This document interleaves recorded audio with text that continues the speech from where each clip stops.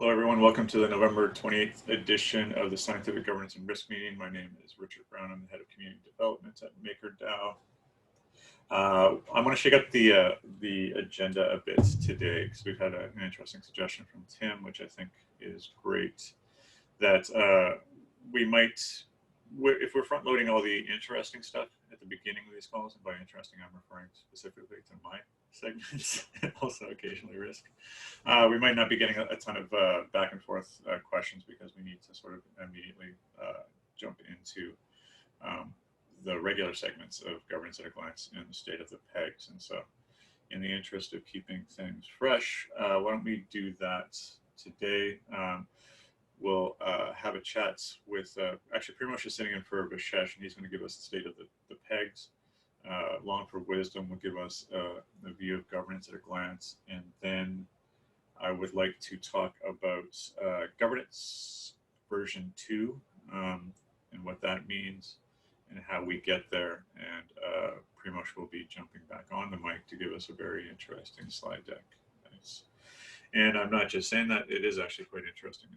I've had a sneak preview, and there's some compelling things in there that help me view the ecosystem a bit better than I did previously.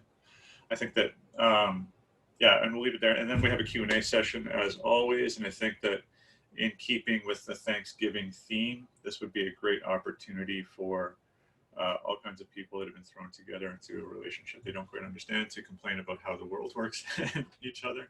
But as long as we focus on the governance ecosystem, so there'll be a good airing of grievances. I want to collect people's pain points about what the existing system looks like, what it does, what it doesn't do, and what we need it to do, and then we can start figuring out ways to fix those issues.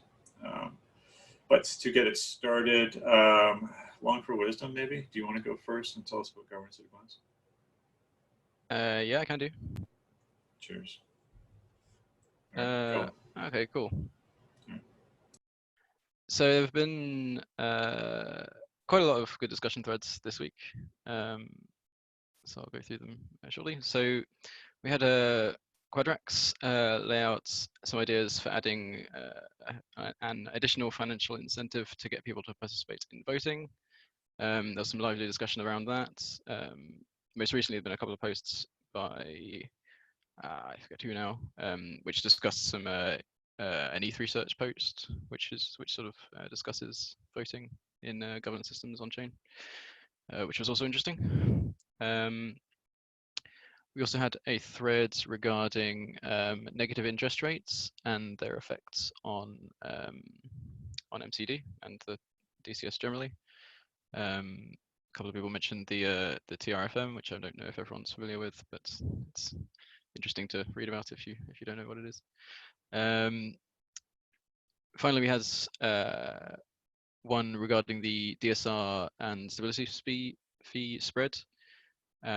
Sort of arguing that it should be as tight as possible to maximize growth, which was pretty interesting, and it was kind of cool because we've seen this before, but it's one of the it's a good example of a thread that we've started to see more of, which is trying to sort of align on a certain idea or goal as an organization.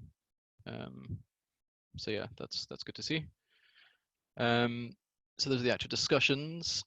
Seeking consensus-wise, we've had a poll from Cyrus, which I recommend you all check out if you haven't seen it, regarding how we should structure monetary policy polls in MCD. He mentioned 2-poll, 3-poll, 4-poll options. I think 3-poll is winning currently by a fairly significant margin. But yeah, if you haven't checked that out, go read off and vote. Actually, let me jump in there. I want to encourage people. Actually, can you post some links to some of these threads that you're talking about? Yeah, I can.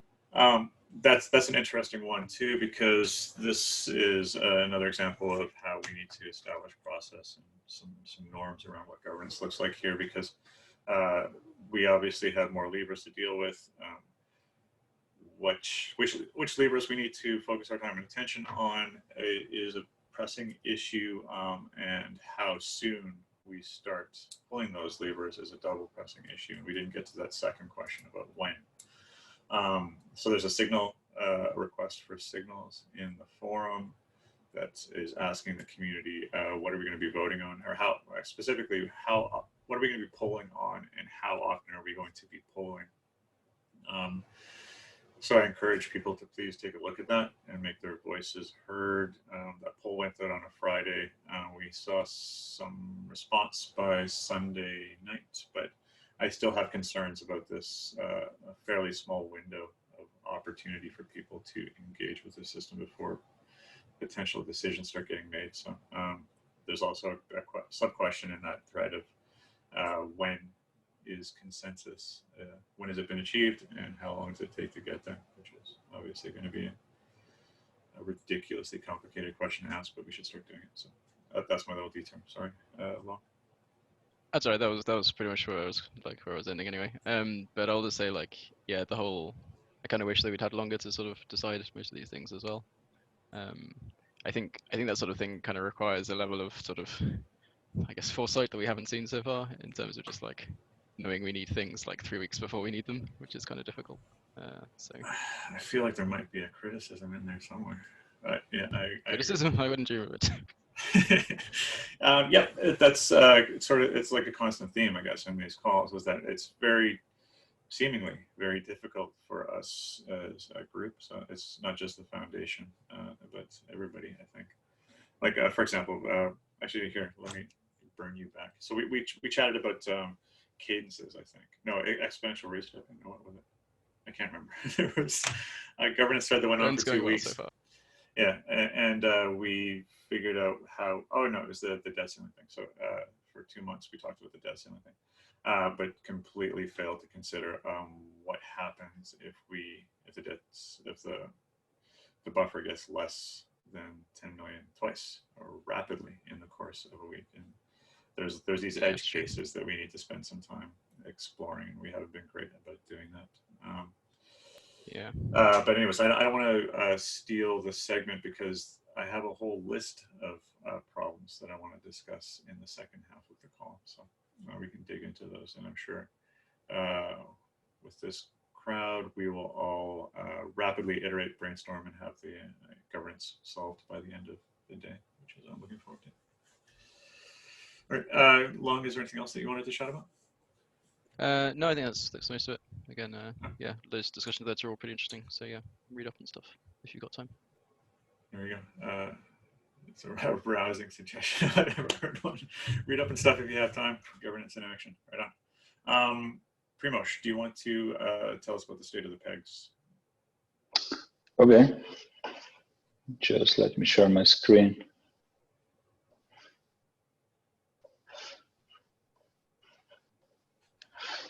Can you all see this? Yeah? Yeah, we can see. Okay. So as it seems now, around 20% of Psi migrated. However, we've seen some additional DAI minting in past 2 weeks, but it was also wiped by some liquidations. So I'm guessing the portion of total DAI supply, I think the portion is still represented by some newly minted DAI, not just the one issued. So I'm actually estimating that about 50 to 70% of Psi actually migrated so far. There's about 400,000 Ether locked now in collateral. That's about $60 million in dollar value. So collateralization ratio is pretty much similar, which is interesting as ratio is at Psi. Although I don't have any data what's the distribution inside, which actually tells you about the risk, but it's nevertheless interesting to see similar ratios at DAI and Psi.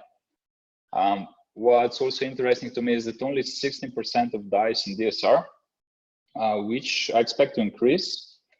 It could be that the DAI holders are still a bit cautious, don't want to have any additional smart contract risk. I actually don't know. I expect this ratio should increase, but it raises some questions. So how much should the DAI go into DSR if we raise DSR? So how much more attractive it is if you're seeing only 16% of DAI in DSR currently? Actually, Primoz, can I jump in there really quick? So like, there's some interesting assumptions being made here, though. Like 16% to me, maybe I'm being naive, sounds fantastically high, because that presupposes that 16% of DAI holders don't have anything better to do with their DAI at the moment, other than stick it in the DSR. Maybe I phrased that poorly, but that presupposes that this is DAI being used somewhere else, or it isn't being used in transactions, or it isn't being used to buy things. Like the idea is that people use DAI for stuff, right? It seems like 16% is a pretty healthy number to me. Are we expecting more? It's a good number. I mean, for the first 10 days, but if you want to benchmark it against SAI and how much SAI was deposited in some secondary lending platforms, the ratio was a bit bigger. I mean, was much bigger, but again, this is 10-day old data, so I don't want to make any judgments on this. Okay, as far as liquidity goes, I was looking at this number. So DAI and Uniswap, that's actually really good. I was checking how much size in Uniswap, and the ratio seems quite well. I mean, the last few days, I think the SAI liquidity pool measures 70%. Sorry, DAI liquidity pool measures 70% of SAI liquidity pool at Uniswap. You can see some numbers here, which is great. It really increased recently. It's nice to see quite a lot of liquidity at SAI as well, although this is only Uniswap. But yeah, that's good. In regards to DAI price, actually this is SAI price. I was more focused on SAI. You know, we had quite volatile few days on Friday and Saturday, and usually when there's a high volatility, when Ether price is crashing, there's always a huge demand for SAI. Usually that's associated with CDPs wanting to preserve their collateral ratios because they dropped when Ether price dropped. So there's always a huge demand for SAI. So I wouldn't say this is related to anything else than Ether price dropping. And I think the same goes for DAI, this huge volatility on those days when Ether was crashing. So this is Vishay's graph that you usually look at. It's hard. I mean, for me, it's always hard to say something on 20 hours, what happened in 24 hours. I think this looks one to me. I noticed this in the last couple of hours, so that's interesting. But yeah, SAI and DAI are both trading around 1. All the fluctuations of, you know, few pips around it, I think are more or less noise. What's though interesting for me is that liquidity is again quite well for DAI. It's 1.8 million versus 3 million. And the DAI doesn't include Coinbase, right? So if there would be Coinbase included in DAI, the liquidity would be actually quite similar to SAI, which is interesting to see. Okay. So yeah, I was actually thinking for this call to show you some on-chain statistics stuff. Perhaps this is something that might interest you. So a bit different to what you were used. So I'll try to be quick. This is the percentage of active coins. By the way, this is all for SAI. This is not DAI. This is from Sentiment. They still didn't rename it. But you could see how the activity of the coins, so percentage of active coins increased, and that's of course only due to migration. A lot of old coins is being moved around. This metric shows this really well, which is token age consumed. It basically adjusts value transferred of SAI coins for the age of them. So the more old the SAI coins are, the higher value there is, and you could see that some old coins that were practically just hoarded over last year or months, last 2 years, I don't know, they were again moved again. So we actually have a record height here, and that's again probably due to migration. Next, I was looking at wipes and freeze. So free is withdrawal of Ether from SCD. Of course, this is connected with migration again. So when vaults, when vaults transferred them to MCD, Ether was, of course, freed from collateral. And you could see this was pretty significant in the first few days. But then the last few days, a bit less so. And the same goes for the vibes. And I think this has to do with the with the Psi inventory. So this part, which is usually really drained quickly. And I guess not a lot of Psi moved in last few days. So I was actually looking at the total DAI was around 20 for the last few days. And I guess vaults couldn't really make any transfers currently in the last few days, but this should, I think, quickly reverse. I'm gonna tell you later why I think that might happen.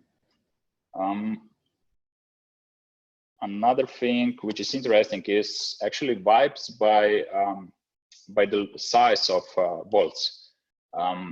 So I was looking if the whales were mainly doing vault whales were doing the transfer toward the smaller vaults, and you can still see the largest values in biggest ones, which is obvious, but I was expecting a bit higher transfers from whales, but obviously they cannot really transfer unless they use the Psi in the migration contract, which is pretty much drained, or they need to buy Psi on the market, and of course they didn't. So it's interesting to see that probably the biggest whales still have to migrate, and also I'm going to show you why that's probably true. Because I was looking at fees that were paid. I'm going to show you later.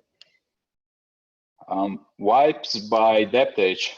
This is again interesting. Here, basically, you look at vaults that are old or young. So the ones who had debt open for a year or more, or the ones who had debt open for a few days or a month or something. And you could again see that pretty much the younger vaults were the ones really wiping the debt, the Psi debt, and migrating probably. And this is actually confirmed by the accrued fees which were paid till now. Still, again, something that I'm going to show at the end, because I'm talking about fees at the end. But yeah, mostly younger CDPs were the one migrating. So therefore, a lot of fees, accrued fees, weren't really paid till now. Because if you think about it, 60–70% of Psi debt migrated, but total fees that were paid were only about 400,000. So that's about 8% of the total accrued fees, which is 5 million, I guess, I think. So obviously, younger CDPs have migrated so far, mostly. A few words on collateralization ratio. It dropped a bit when Ether price crashed, but then it bounced back. Obviously, CDPs repaid some of the debt, trying to make their position safe. I think this picture shows this really nicely. What you have here is the collateralization ratio by bucket. So we have the least collateralized collateralization ratios. These are the blue ones, and then we have more and more collateralized ones. And you could see how it spiked. And this was the biggest, I think, the biggest share this year for CDPs, vaults, who have less than 200% collateralization ratio. And again, this happened because Ether price crashed. That was, I think, was it on weekend, Friday, Saturday? And it was actually pretty, if you think about it, if additional 20 decrease in Ether price would happen on this day, on 25th, you would see quite some liquidations here, 10 million and more. But the price didn't drop, and CDPs, they usually need about a day to repay their debt and bring their collateral ratio back to some equilibrium, to some safe levels. So here it really looked something, you could see a lot of liquidations here, but the Ether price didn't crash additionally. So these are the liquidations. It was the second biggest one this year in value term. But for Maker, they weren't really as big as for some other platforms. I was actually looking. So Maker had actually only 3 million of Ether liquidated.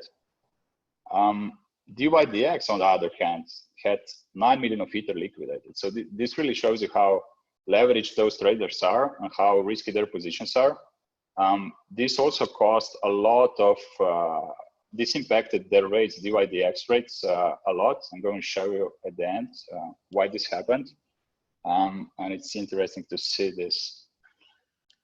Next, I have, yeah, something interesting I found this. So this graph shows how much of, you know, some other coins CDP owners hold.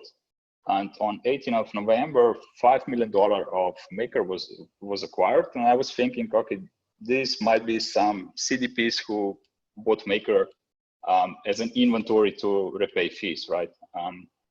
But then here you can actually see that most of this Maker value was assigned to only 3 CDP owners. So probably these were just few CDPs who speculated on Maker, and they didn't really meant to use this to pay their fees. And it's actually interesting when you talk about fees, how CDPs pay fees. You can see here, here was an occasion when one paid it with Maker, but on the other days it was mostly paid with DAI, and it's quite even actually. So people are still paying fees with DAI. What's interesting though is, as I said, like this, since migration started till now, I think less than 500,000 of DAI, I think 400,000 of Maker in dollar terms were paid for fees, which is less than 10% of the accrued fees that need to be paid, but 16% of side debt migrated. So it truly looks some younger debt migrated. That's something that confirms this, I guess. Okay, just a few more things. Secondary lending platforms, rates went down overall. The most obvious decrease we've seen was from DYDX borrow rate and then the supply rate.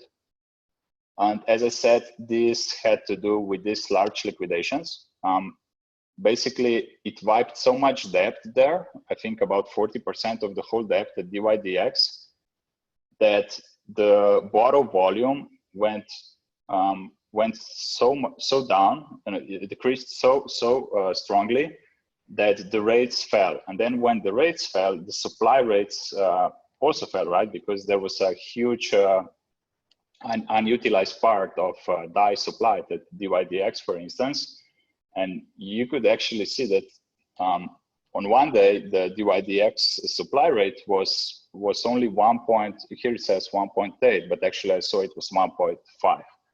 So it's really funny to see that liquidations cost like different interest rates at secondary lending platforms.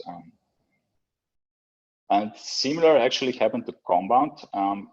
Wasn't really due to liquidations. I think just some borrowing was probably switched to other platforms, maybe Maker, I'm not sure. But the borrow rate fell as well. And then once borrow rate falls, rates go down, and then supply rate falls as well, and then suppliers go away, right? So you could see some of the size supply leaving secondary lending platforms. I'm not sure if it ended on at Maker, DSR, maybe some part, but these guys, I think they were transferring their DAI savings somewhere else. I'm thinking it might be USDC, or actually, I don't know.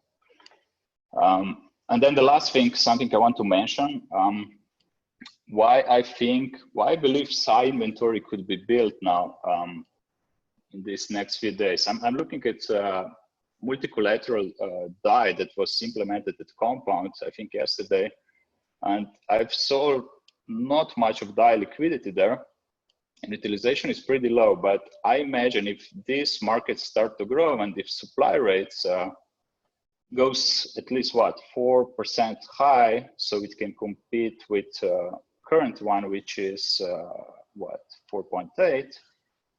You should see some of the SAI savers at Compound migrate to DAI saving at Compound. And obviously, how they will do this, I think they will go through the migration contract, because it's the easiest way then to go in the market and make all the trades. So I'm guessing that in this way, you could see some of the SAI inventory being built in a migration contract, and could be actually good for the borrowers who want to migrate, and will obviously have a chance pretty much soon when all the exchanges start also converting SAI to DAI and building the inventory. And that's more or less from my first part, I guess. All right, thanks very much. There was a fairly vigorous conversation going on in the side chat here. Were there any specific questions that Primoz could answer that anybody wanted to ask?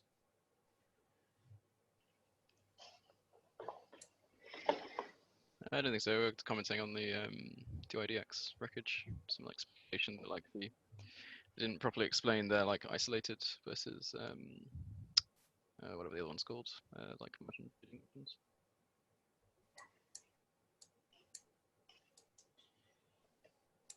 All right. Yeah, happily, I don't understand what DYDX does, and I don't want to because then I would hurt myself. So pretty much, you want to keep the momentum going, and we can launch into your presentation.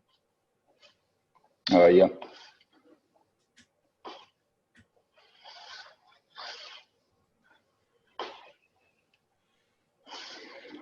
Okay, round two, huh? The rest pointer. Okay, I would like to present you some ideas about monetary policy in MCD. Do also probably try to highlight some important aspects that might not be immediately obvious. So the agenda is to, for this presentation, is to say something about the policy levers that we have available now at MCD. We're going to say something about the spread, namely the spread between stability fee and DSR. I'm also going to show you a case study on how governance could respond by using monetary policy levers when it needs to manage DAI pack, and also when it needs to reassess the risk of debt exposure. And lastly, I'm going to talk about two things which I call them effective spread, monetary spread. You can call them whatever you like, but basically this has to do with how the spread that the governance set and that we observe, like the current 1-2%, might be actually a bit misleading when trying to assess how much it really offsets the collateralized debt exposure risk, or in other words, the risk premium, which is the whole point of the spread, actually. So in single collateral DAI, governance mainly used stability fee as monetary policy tool to adjust DAI supply or SAI supply. In MCD, things change because we got DSR, and now we can boost or lower DAI demand. Now there are two additional levers, which are liquidation ratio and penalty fees, and of course changing them affects DAI supply. Ideally, governance wouldn't want to change them as frequently as DSR and stability fee. I just want to make sure that these two variables could also be changed in the future, and of course they would affect DAI supply.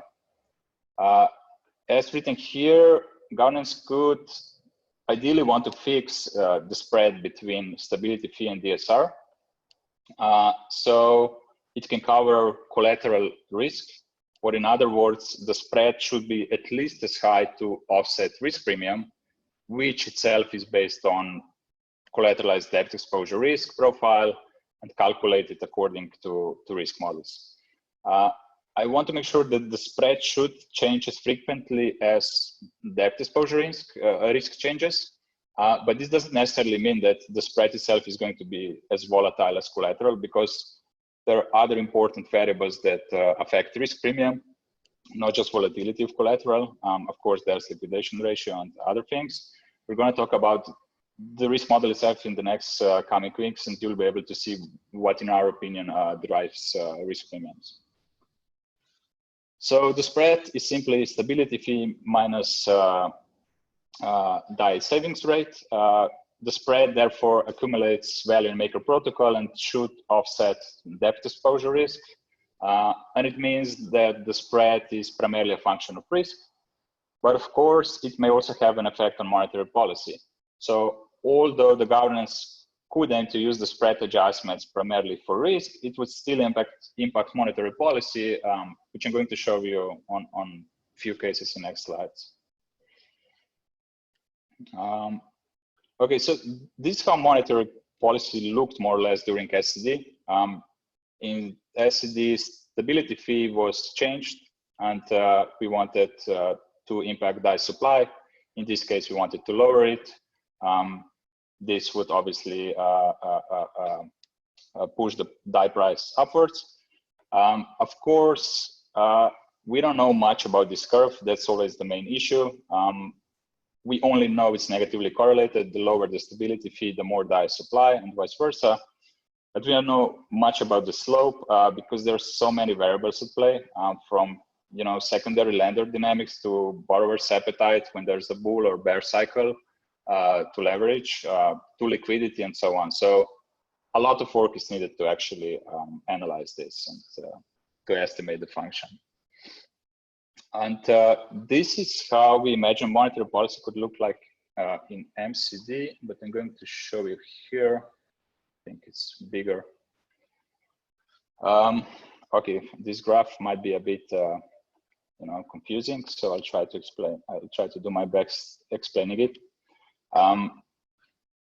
As we know, we can now adjust DSR and boost DAI demand, and at the same time, we can still control DAI supply.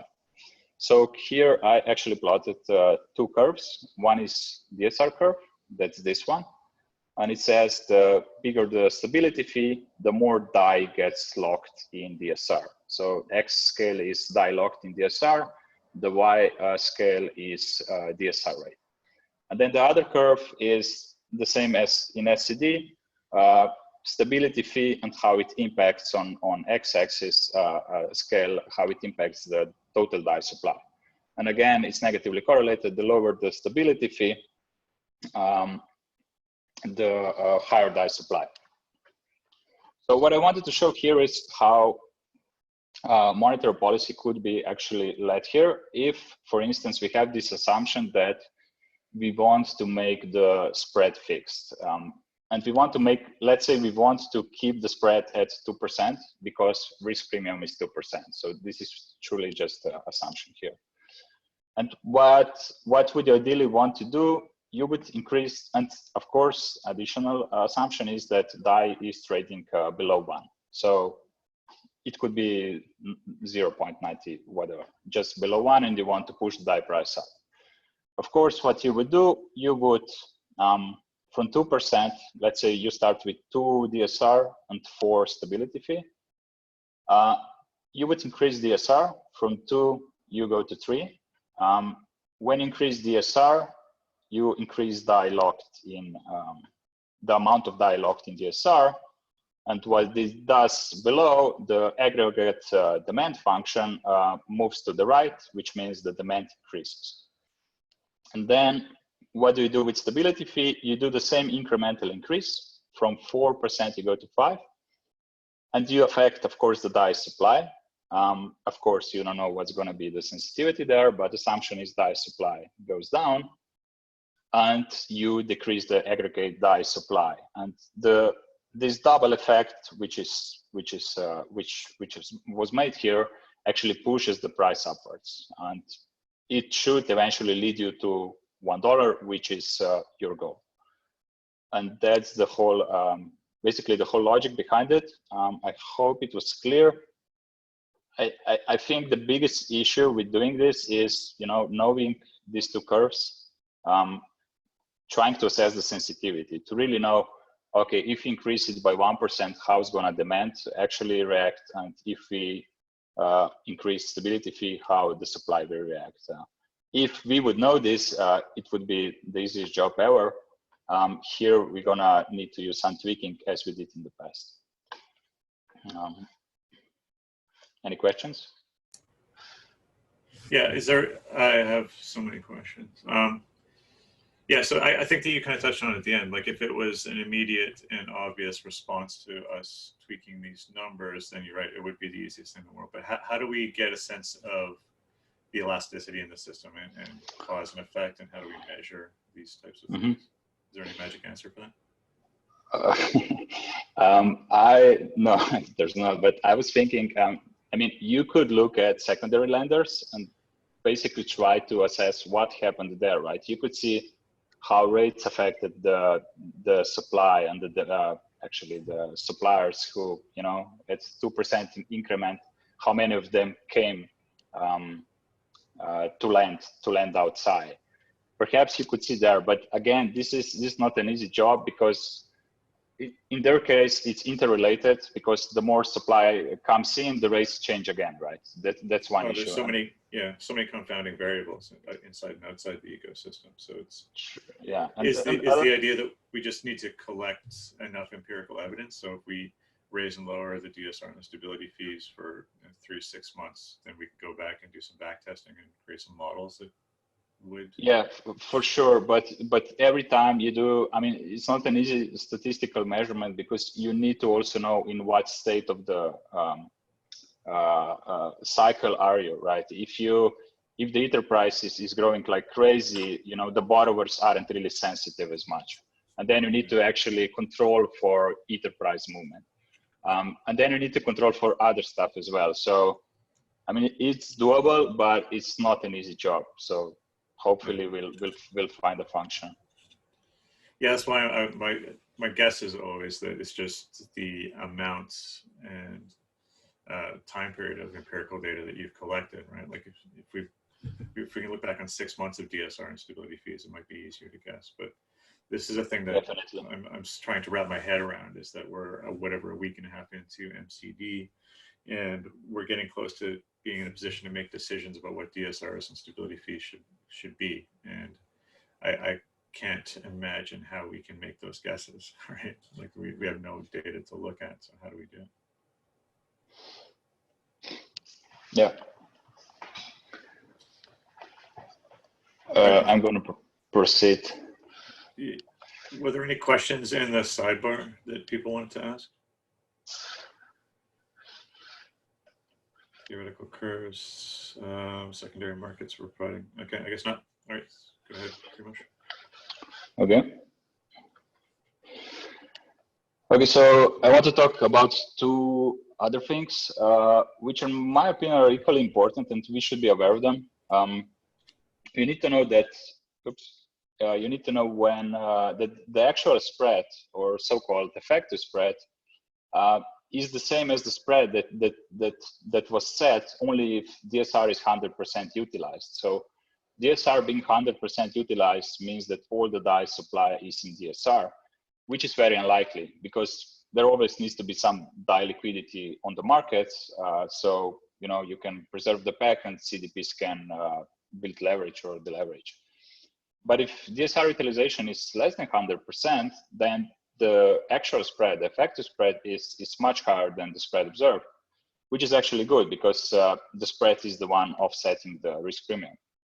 But here is a case where I simply wanted to show when, for instance, if you have a spread of 2, like now, so DSR at 2%, stability fee at 4%, and let's say the risk premium is 3%, but the DSR utilization is low, let's say only 20%. This actually means your effective spread is much bigger than only 2% here, because it follows this formula. You need to multiply DSR by DSR utilization. And you can quickly see that your actual spread is 3.6%. So that's almost twice as high as the one that was set. And you could see that even though risk premium is 3 and the spread was set to 2, you are offsetting risk premium because DSR is not fully utilized. So it really depends on DSR utilization. And this extra, let's say, difference between 3.6 and the risk premium of 3, I call it monetary spread. Just something I came with, actually just some difference that tells you how the DSR utilization behaves and what what extra spread there is because not of the DAI is in savings, in DAI savings contract. And why I believe measuring and observing these two variables might be important is because we want to make sure to know that when we make rate adjustments, this might affect coverage of risk premiums, because the DSR utilization actually changes with every move, right? If you think about it, if you increase the stability fee, of course, if you increase the DSR, the percentage of DAI in DSR might increase, right? But it's not only that, even the DAI aggregate, even the external money comes into DAI, so the demand increases, but this increases utilization. But even if you increase stability fee, you obviously lower DAI supply and your utilization increases. So it's good to know what will cause, you know, when you move rates, it's good to already see in advance what's going to cause what's going to be your effective spread. So in this case, the spread was kept at 2%. You can see here, we just increased DSR and stability fee, but utilization increased because, of course, there's now more DAI in DSR because it's now 4%, and there's less DAI in total supply, right? Because borrowing became expensive. And then effective spread immediately jumped, right? Even though the spread was only 2. So I'm just trying to point to this fact that when deciding for monetary policy, you should have in your mind that DSR utilization will change. Now, if you want to be conservative, you should just assume DSR utilization is 100%. So you will always know that your spread will cover risk premium. But if you believe DSR utilization is not going to be really high, your spread that you set could be a bit lower than the risk premium. So like in this last case, the spread is only 1%, but 90% DSR is utilized, your effective spread is 1.7. This is still less than the risk premium. So the monetary spread is negative. So the protocol is not protected enough. But imagine DSR utilization at 70%, your effective spread would be 3, and you would be covering your risk. And that would be actually okay, even though your normal spread is only 1. So I'm just trying to make this point that it's not only about the spread, it's also about the DSR utilization. Okay, last slide. As shown, monetary policy becomes more effective with DSR available. It sort of becomes twice more powerful because you can now manage both supply and demand. Spread could primarily serve to offset collateral risk and therefore shouldn't be as volatile as stability fee and DSR rate change. I also think that apart from managing the spread, we should be also focusing on the effective spread targeting because effective spread is the one that offsets the risk, as we saw. And in the graph, you have seen how knowing the slope, the thing we discussed, would make our job easier. So work needs to be done there. And then lastly, we should be aware that in rare cases, a protocol could not be protected. Like we said now, like we said before, if the spread is only 1 and you want to maintain this kind of rates, this wouldn't be covering the risk premium, right? Even it all depends on the DSR utilization, but if the DSR utilization is really high, monetary spread could be negative, and you know the protocol would actually not be covered with the spread and would be kind of subsidizing the monetary policy. Okay, that's I think all.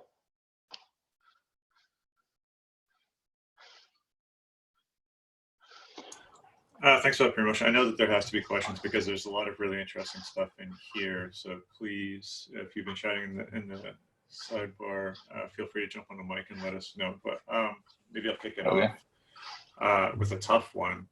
So how do we use this information, Primoz, to determine what it is we should be voting on a weekly basis? And how do we And does that inform which levers we're focused on, or can we start bundling them up together?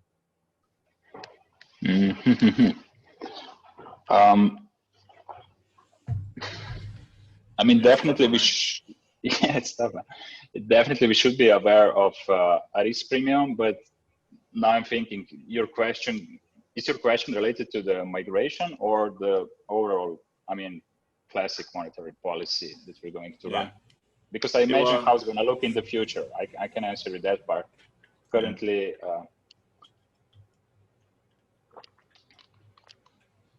yeah, well, I think that that's the key issue that we're dealing with, and we're going to be dealing with for the next few months at least, is what do we need to do to make migration happen effectively? What is that? What does effectively mean? What is a good migration? I guess these are still unanswered questions, but in the long term, I'm also quite interested in how this affects a bunch of different issues. Because I'm constantly looking for ways that we can lower the cognitive overhead and the administrative overhead, the operational risk associated with governance, the way that we've designed it. And the concept of having 4 or 5 polls every week fills me with terror. And so I'm just anxiously looking for somebody to provide us with a graph that says, change these 2 numbers, and then you're good. Maybe I'm hoping for too much at this point, but I think that at the very least, this presentation provides me with a lot more clarity, I think, about what needs to be managed and what doesn't.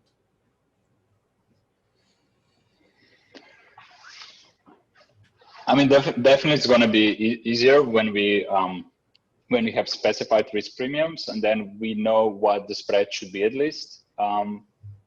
Once we have this, it's more or less about tweaking and recognizing where at some point savers or suppliers are more sensitive, or to some extent sensitive than borrowers.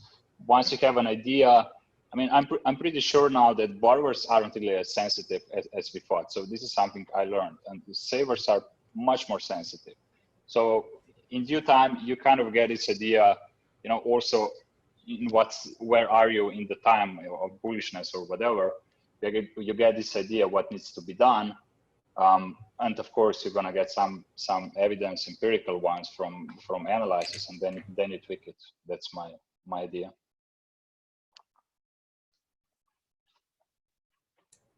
Yeah, that's also raises another interesting topic that I keep on coming back to, is the elasticity and the who's maintaining the most agility and which of the ecosystem actors we're dealing with in this community are affected by which other ones. And specifically, though, the cadence, it all comes back to the cadence, because I'm obviously very hyper focused on administration type activities right now, but trying to determine, when you talk about the responsiveness of borrowers versus lenders, that's super interesting, because we are engaged with a 7-day cadence right now, and we tweak numbers, and then those numbers change, and then we assume that those numbers change because of something that we did, and then we change those numbers again. And I'm still trying to understand whether that assumption is correct and how that assumption changes once the DSR is factored into the monetary policy that we play with here. But at that point, I'm just kind of throwing out questions that I don't have answers to. So desperate hope that somebody in this call will jump in and provide them. All right, so let's let people stew on this for a bit. It is Thanksgiving, so I want to keep this fairly chill. But thank you, Primoz. That was a great presentation. I think that we'll probably be looping back and referencing those graphs again and again and again in the future as we try to make sense of what's going on around us. I wanted to talk a bit about governance version 2, and we have 7 minutes left, and I'm going to just maybe take that time to frame a few things and see what kind of appetite we have in this call to start digging into some of those deeper issues. But I want to talk about governance version 2. This has been a recurring theme over the last, actually probably longer than I think of right now, maybe months. whereas we got closer and closer to launch, it becomes glaringly obvious that the tooling and the systems and the procedures and policies and unspoken assumptions and social norms that we've all created together to maintain size stability probably aren't going to cut it when it comes to maintaining die and size stability. And what I want to do is try and get ahead of that. And the way to get ahead of that is to start figuring out, doing an audit, basically. So I touched on this theme as well on a few other calls. What we're doing here has all kinds of crawlers, depending on which way you want, which perspective you want to, or what lens you want to view this through. There's different ways you can go about managing a governance ecosystem. And I'm partial to the application model. The Maker protocol can be viewed as a very large and very complex application. And in the governance ecosystem, what we do, the vast majority of the time, is we get together and we debate issues, and then we figure out how to configure that application. So that configuration file that we've been playing with has one parameter in it. The parameters are increasing, and they will continue to increase. And so we need to figure out what model we use to track the changes in this application, and who's changing what, why we're changing things, and what result we were hoping to see from that system. And it is my opinion that that's what many of us have been doing for a long time already in this world. So we want to do something, we come up with a project plan, we gather some requirements, we find stakeholders and owners and people that can be made accountable for their decision-making processes. You release a few reports, you have some meetings, and then you get to work. And I would like to propose that we approach this next iteration of governance in much the same way. So we have a community here of very deeply engaged stakeholders. A lot of us have been dealing with the governance process for a long time now, and it's always useful when a new sort of a seismic shift in your application or your protocol or your organization occurs, to take that time to perform a little bit of an audit and try to sort out what has become the new normal and what shouldn't have been the new normal, what processes you have grandfathered in and which ones need to be reevaluated. And that's what I would like to start kicking off with the community, because ultimately requirements are driven by the community. We need to support the community in its efforts to govern this ecosystem, and the only people that know exactly what the community needs from this protocol are the community itself. And so happily, we have the forums, we have the chats, we have these calls, the mechanisms are in place. So what I would like to do is propose that we start a project, and that project is Governance V2. And what we do in this project from a high level is we begin to collect the issues that we've had with the system in the past. There's been a lot of suggestions offered up for improvements. Some of them were implemented, some of them were just lost in the shuffle. I'd like to make sure that we understand what those were and figure out whether they are applicable now that we have some breathing room. Once we figure out the challenges and the issues and the improvements we want to make, prioritizing them is the next step, brainstorming some additional solutions, and then creating some visibility around the things that we'd like to see from both the foundation and from the community itself, and from the social layer and the technical layer as well. And then ideally, we'll form a working group to help shepherd this process. As part of that working group, like many things in the community development and governance and risk space, there is funding available from the organization to help help people stay committed to this process. And that's something that we can also discuss in the forums, what that might look like, and whether it happens before or after working groups are formed. There's all kinds of questions to be answered.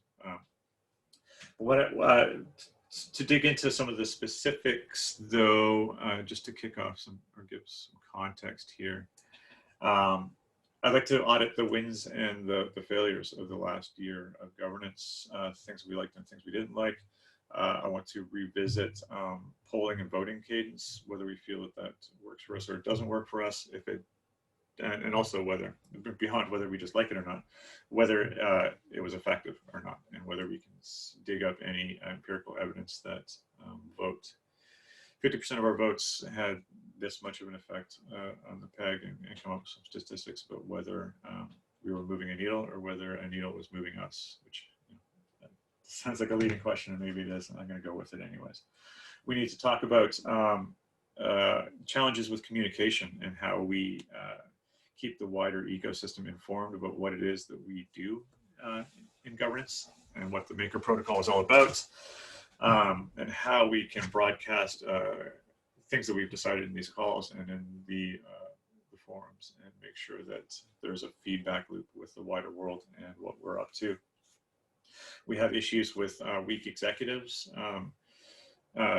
frequently, and that's just become more and more common as we need to roll up numerous polls into a weekly vote. We saw that last week, right out of the gate. We saw already that technical fixes and monetary policy are two things that might not go together. And we had to release an executive midweek, which gave us a 2-day window for that executive to go through in order to implement significant fixes to the protocol, which is actually a small detour. Please vote on that proposal. If you're sitting around listening to me ramble and you have some Maker in your hardware wallet, we need to pass that executive in order, if the community wants those fixes implemented before the next executive goes out tomorrow. So that window is closing, so please vote.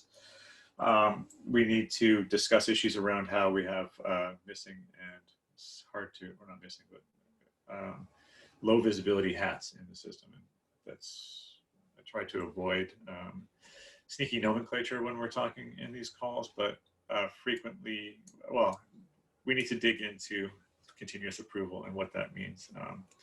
It's possible in our system for significant amounts of Maker to be staked in old proposals. We have very little clarity on whether that is itself a signal that somebody had chosen to put a halt to changes in the system because they don't agree with either of the options that are available to us, or whether that Maker is abandoned. So there's issues that we need to address there. We have a significant number of levers, so that introduces cognitive overhead. Is it realistic for us currently to make sure that everybody understands what the implications of a DSR change are? Like to loop back to Primoz's presentation that we just saw, is it reasonable for us to expect that people understand those pretty graphs that we just looked at, or do we need to do a better job at making sure people do? That's the cognitive overhead thing we need to figure out. Actually, I just realized my list goes on and on. I'm not sure if I should keep on doing this, but apathy is an issue. But I don't know if apathy itself is the issue. It's an issue, it might not be the issue.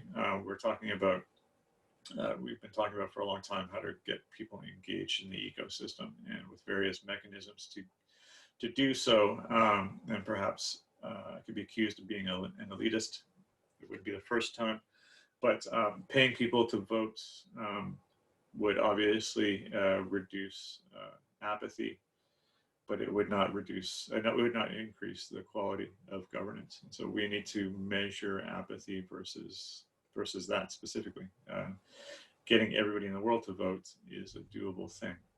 Getting everybody in the world to understand what they're voting on is not a doable thing. So we need to figure out what apathy actually means to us. Other issues, yeah, I'm gonna speed this up because it occurs to me that this, yeah, get on it, Mariana. You're our only hope. So we have scheduling and calendaring issues. We don't understand how often we need to do things and when we need to do things, and how to gauge importance. That's a super big problem. We don't have data supporting or disproving previous assumptions that we've made. We're constantly looking forward, and it might be time to start looking back a bit. We need to figure out how we're going to publish the information that we're going to start acquiring in the next through this working group. So where do people go to figure out how governance works? What are the processes? How do you start up a poll? When can you expect that to get into the portal? What does consensus look like? There's no way around it. We need to start collecting formalized docs and sticking them in a canonical location. All right, so there you go. Massive dump of things that need to be improved. I'm sure I've missed a pile of them. The point is that there's really cool work to be done. We have the frameworks in which that work can occur, and we also have programs that can allocate funds to ensure that people are adequately compensated for their skill sets. So if you want to help us out, please do. I know I pinky swore in the last call that I would make a forum post about it. I betrayed your trust. I apologize for that. I double pinky swear in this call, though, that I will try to get that done today, and we can have we can start exploring what improving governance looks like and start figuring out who wants to get involved and how we can make this a success. All right. That's 5 minutes after the hour on a holiday call. So possibly we'll leave that there, and then we can enjoy some awkward silences together, which are also like thematically appropriate for the holiday season, and see if anybody has any questions they want to ask about Primoz's presentation or what governance version 2 might look like.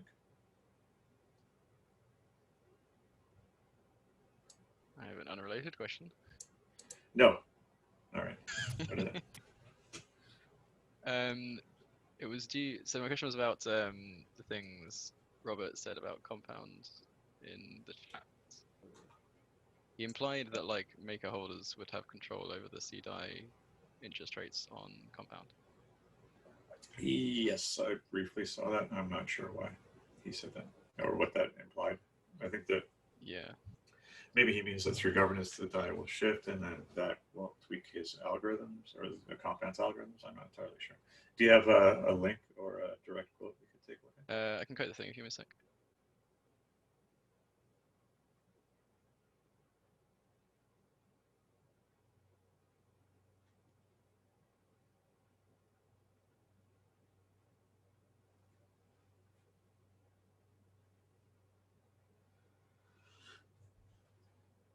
No, there was some comments here. That was did you find it? Yeah. We want you to basically have full control of how CDI operates. So you better watch what he's promising here, because he's going to with a governance ecosystem as well. See how he likes it. Yeah, I'm not entirely sure. And interest rates set through the maker. Yeah, my guess would be that DSR affecting his algorithms. I'm not entirely sure. Fair enough. Makerman, do you have access to a microphone, or do you want us to read off this question about governance system on it?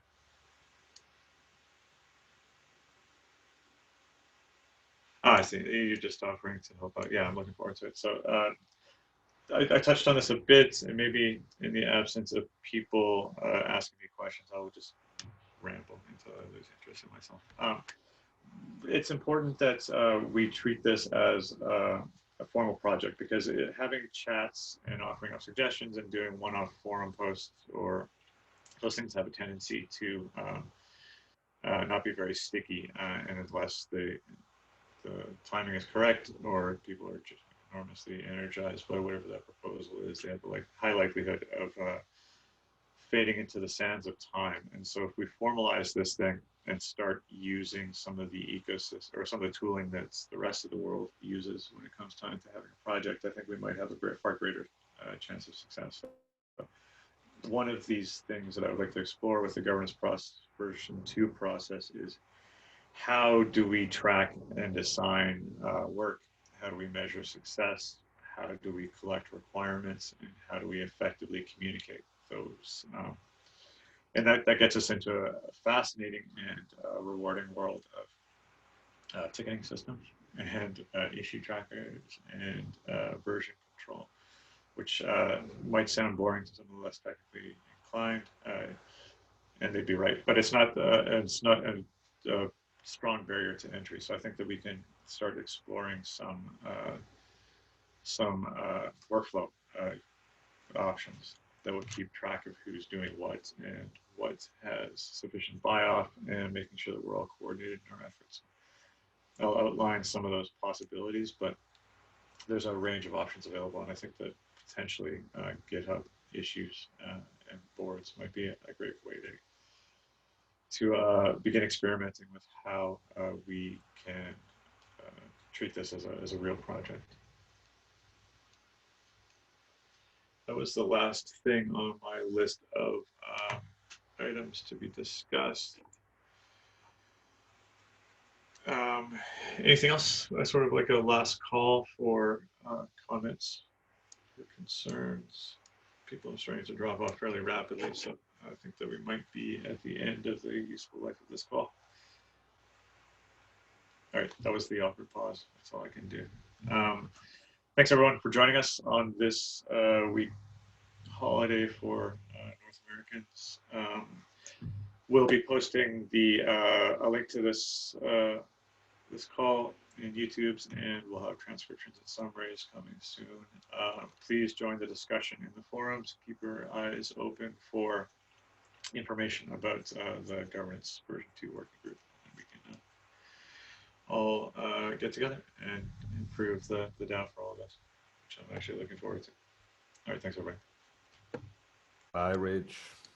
Bye, Mariano. Until we meet again.